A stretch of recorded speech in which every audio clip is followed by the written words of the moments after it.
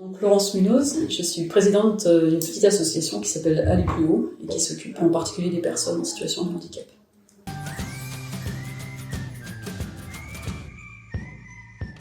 Alors en 2011, avec deux étudiantes qui passaient un master STAPS, donc les études pour le sport, en activité physique adaptée. Donc avec Joséphine Sailly et Eva Lourdel, donc ça fait 10 ans, on a fêté les 10 ans. Alors on a plusieurs créneaux, on a augmenté le nombre de créneaux au fil des années. Historiquement, le premier créneau c'était celui du mercredi après-midi. Donc là on a fait des jeux de parcours moteur, et puis de la motricité fine aussi avec des jeux pour viser par exemple. C'est essentiellement des personnes en situation de handicap mental, des troubles du spectre de l'autisme, des enfants trisomiques et d'autres handicaps mais moins moteurs. On a rarement des enfants en fauteuil par exemple, c'est pas tout à fait adapté. Et puis petit à petit, on a fait des créneaux pour les adultes parce qu'il y avait des besoins. Et donc les adultes sont souvent des adultes soit parce qu'ils ont grandi et qu'ils ne peuvent plus aller à la séance du mercredi, soit ce sont des adultes qui travaillent en ESAT, donc en atelier de travail protégé. Et donc là, on a le lundi soir des jeux de raquettes et de ballons, et puis aussi du fitness adapté le mercredi soir. On essaie d'ouvrir aussi à des personnes qui ne pratiquent pas le sport, pour mixer des pratiques handi-valides, pour faire la découverte et la richesse de la rencontre avec une personne handicapée.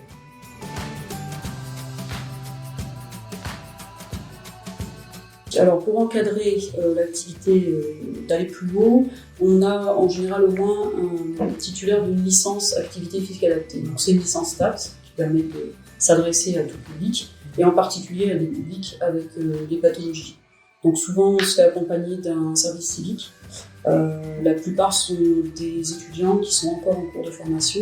J'ai la chance de bien connaître le département STAPS de l'Université du Littoral, et donc de pouvoir continuer à former les étudiants dans ce cas-là.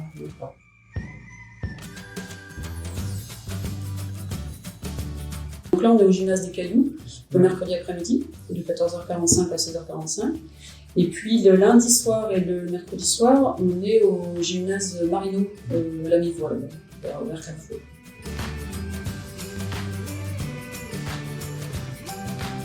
Une conférence que j'ai entendue à Nancy, qui concernait justement l'accueil de personnes en situation de handicap et de leurs parents, avec cette idée que souvent quand les parents découvrent que l'enfant est handicapé, ils ne rencontrent que le milieu médical.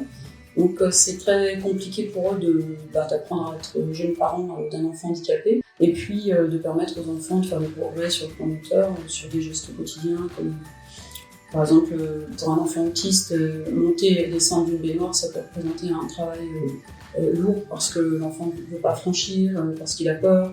Donc c'est des situations quotidiennes qu'on transférait dans des franchissements, par exemple sur des tapis, des choses comme ça.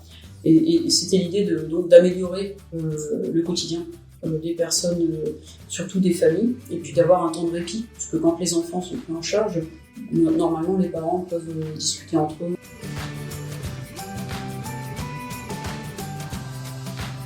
Alors là on a 18 licenciés, c'est un petit peu, contraint par le système d'accueil de ces personnes, parce qu'on essaie d'avoir un encadrement un pour un.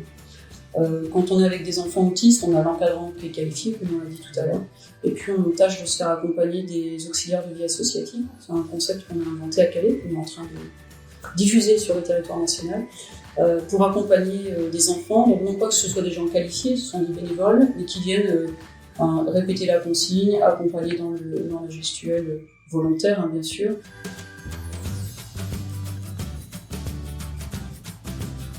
C'est vrai que là, donc, on a le groupe Facebook Aller plus haut, mais au-delà de ça, en termes de communication, on a une adresse email sur Aller plus haut la poste, mais pas très bon, pas très fort. Ça se fait plutôt par le bouche à oreille dans les instituts médico-éducatifs.